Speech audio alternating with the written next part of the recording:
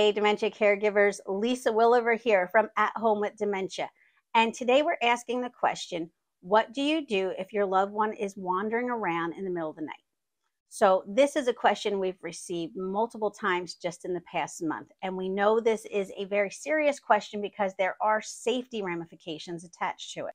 So the first thing you want to do is make sure you have lights that are along the path where they will be walking. That if they start walking, you have motion detected lights that will illuminate their path. This way you can at least try to prevent them from banging into something or turning the wrong way. If they're on a second floor, you want to see about getting some kind of a gate so that they can't get down the steps, something that will stop them from going down the steps, or some kind of an alarm if they get near the steps.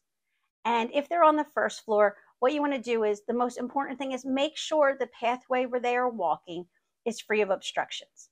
So if you use the Ring cameras like we suggest, you can see if they are walking around at night, where they're going, what they're doing, what kind of things they're looking for. They might be getting up to go to the bathroom and then just walk around the house to make sure everything's okay. They could be getting a glass of water, or they could be just, maybe they heard a sound and they're checking things out. But if you can kind of figure out what their normal path is, you can make sure it's free of obstructions, it's well lit, and that there's really nothing that they could get into that could be harmful. For more solutions and ideas, check out the next video. Don't forget to join athomewithdementia.com, like and subscribe, and thanks for watching.